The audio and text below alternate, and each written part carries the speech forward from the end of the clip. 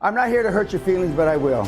I'm not here to defame you, but I will. I'm not here to, say bad things about your ethnicity, but I will. I don't want to be your friend.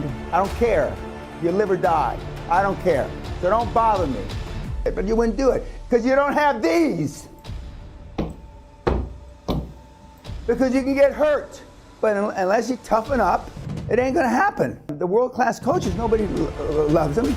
They respect them for the results they get. You don't get to be world-class being a good guy. You don't get gold medals being a good guy. You don't get to the top without being a ruthless cocksucker. It just doesn't happen. Because someplace down deep in the deep recesses of their heart, there's a blackness. Blackness meaning Darth Vader.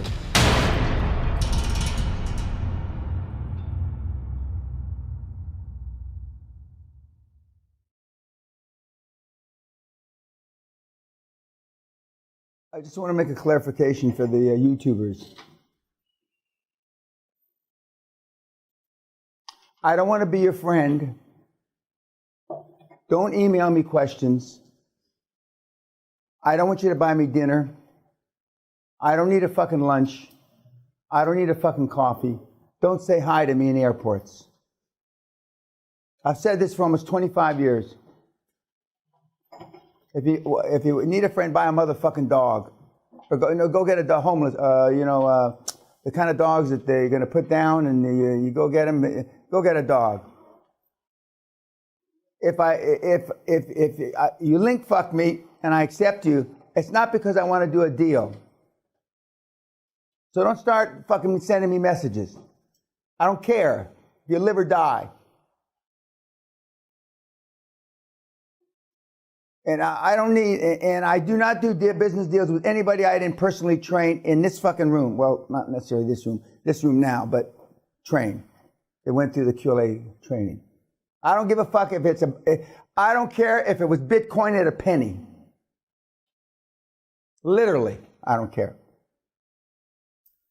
Or if it's a box that turns shit into gold. I don't care. So don't bother me.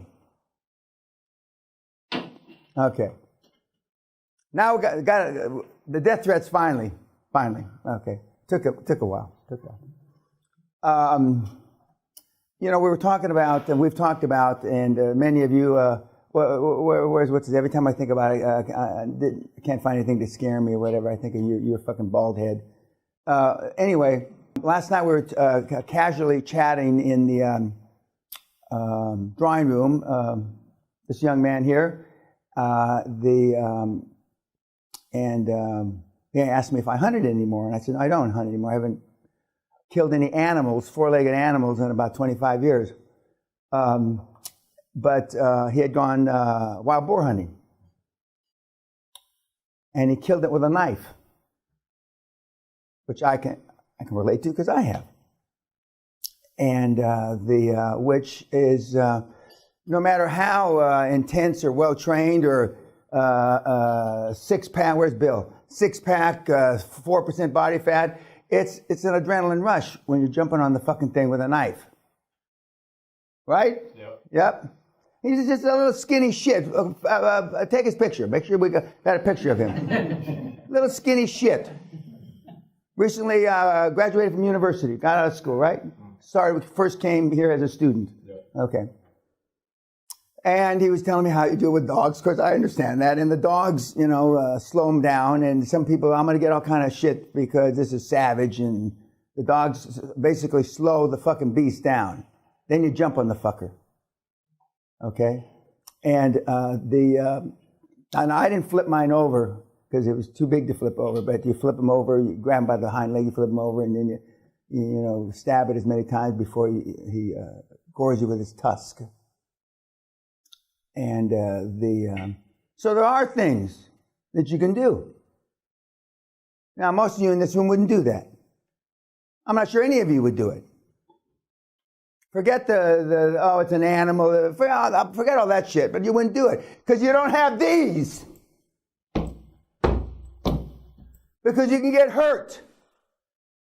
And those tusks can gore right through that fucking 6% body fat of yours and lay you open or cut you open like a fucking filleted fish. And I tell the story in the trophy room. For those of you that are doing the breakouts in the trophy room, there's a little teeny, like a little antelope thing, which got horns about like this, and its head's about this big. And everybody says, oh, how cute that little thing is. But that little thing killed a guy. Because when he was taking the picture, holding it by the horns like this, it wasn't dead. And with its hind legs, ripped the guy's belly open, kicking him, and all his guts fell out on the fucking floor. That cute little thing.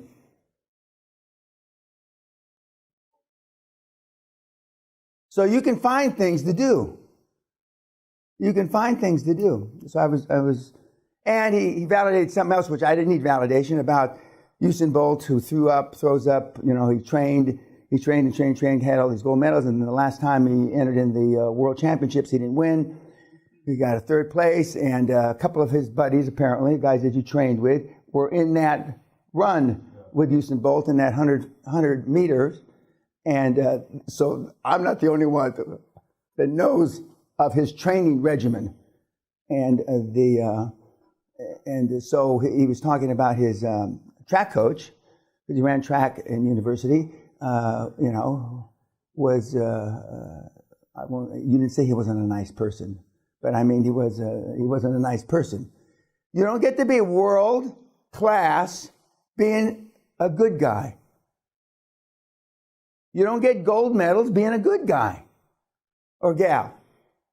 That's what you don't understand. And I mean, for 25 fucking years almost, you look at me, you think that everybody's the Virgin Mary that gets the gold medal and stands on the podium at the fucking Olympics. Now you have a somewhat of an idea because you were married, or currently still are, to a real athlete. Unlike yourself. A real athlete, But guys, and on YouTube, you don't get to the top without being a ruthless cocksucker. It just doesn't happen. And you can call it whatever you want. But unless you toughen up, it ain't going to happen.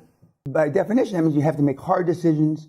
And it's like when I start my talks at the university, I'm not here to hurt your feelings, but I will. I'm not here to defame you, but I will. I'm not here to, say bad things about your ethnicity, but I will. And I go through this list of shit. And if I leave here and you like me, I did something wrong. I did something wrong. And the world-class coaches, nobody loves them. They respect them for the results they get. Like Marcus Bauer said, he says, I haven't been treated this way since, and he was on the Austrian ski team, arguably the greatest ski team. He said, I haven't been treated this poorly since my Austrian ski coach beated me. He can't say beat. Beated me. I mean, physically beated him. He said, I love it. So and the people that like masochistic shit do better at this. It's a simple fact. So here is one end of the continuum. Okay, and that's one of you that I'm choking. And then everybody's that way of the continuum. But the closer you are to this end of the continuum, the faster it's going to get done and the more money you're going to make. Create. That's just a flat motherfucking fact. Because someplace down deep in the deep recesses of their heart, there's a blackness. Blackness meaning Darth Vader. And we're going to talk about the movie in a minute, because everybody's got it.